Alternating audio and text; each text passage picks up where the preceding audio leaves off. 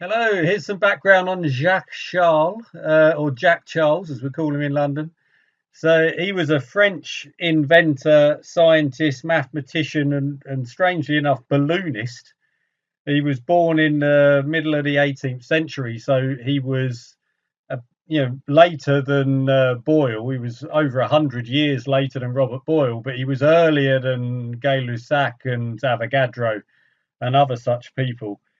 And he was primarily known initially as a mathematician, but some of the maths that was credited to him at the time was due to a mistake confusing him with someone else of the same name who was also a member of the Paris Academy of Sciences at the same time.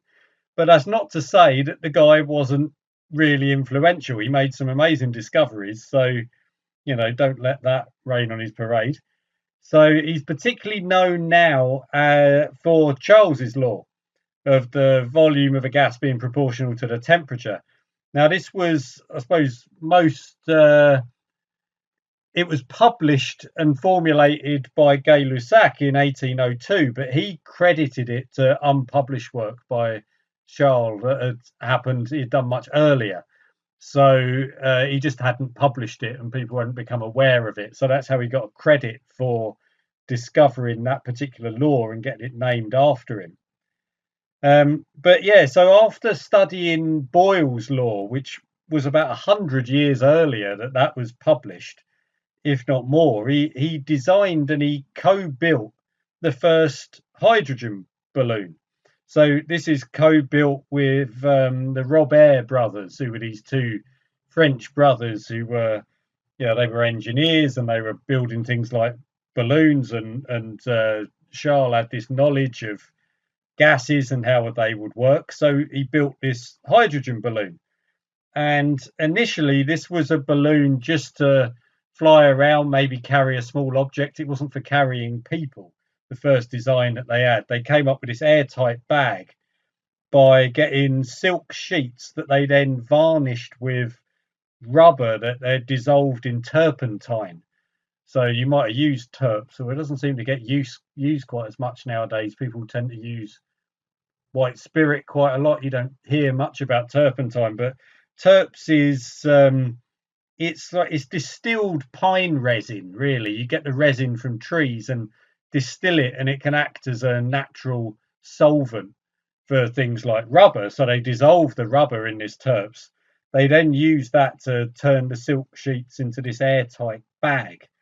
They then launched this balloon in 1783 from a site in Paris where the Eiffel Tower is currently built. I can't remember the name of the spot in Paris where that is, but anyway, wherever the Eiffel Tower is now, that's where they did the launch from, because of course it wasn't there then. It was 100 years, just over after that the Eiffel Tower was built towards the end of the 19th century.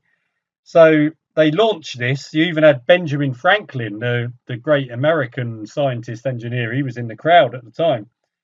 And the balloon was only small. It could lift about 9 kilograms.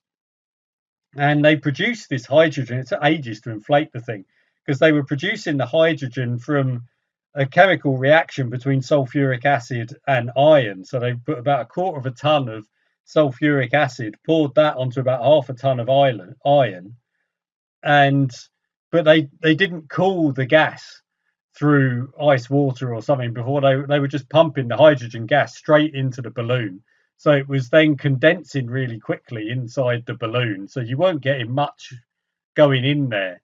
It was taking a while to inflate this thing because you need a lot of hydrogen in order to fill up the balloon. Anyway, they then set this thing off. It flew for about 45 minutes. It went about 21 kilometers north, that sort of thing.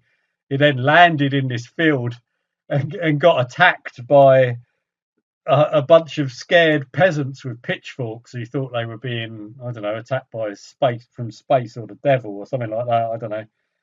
So that was the first hydrogen balloon flight. Anyway, of course, this was all going on around about the same time as the Montgolfier brothers were doing their first flights, not with a hydrogen balloon, but it was the same year. This was all kicking off in 1783. And they then that they, as in Charles and the Robert brothers, they did another flight, a two-man manned flight later the same year, also launching from Paris. So it was Charles and one of the brothers. They went up about maybe 500 meters. They traveled 36, 40 kilometers across Paris in a couple of hours. They landed. Charles then went up again immediately on a solo flight up to about 3 kilometers altitude this time. So yeah, this was daredevil stuff and really putting science into action. And all of this off of his understanding of Boyle's law. So yeah, he was so groundbreaking in this that the hydrogen balloon was then named the Charlier in his honour. It was named after him.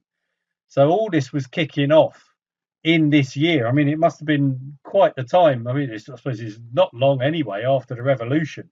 So everything in France was all up in the air. You had all manner of stuff going on, and you've got all these exciting engineering and ballooning endeavours then going on in 1783 with Charles and Robert brothers and the Montgolfier brothers. So yeah, really interesting guy. And again, like with as I mentioned in the video on Gay-Lussac as well. I mean, it's really daredevil, hands-on stuff. I mean, yeah, he was going up to 7 kilometer altitude in order to sample what the air was like at that level. So, yeah, it's a far cry from what we have nowadays, where we learn out of books, we read a few bits, look on the internet, maybe do a little bit of work in the lab.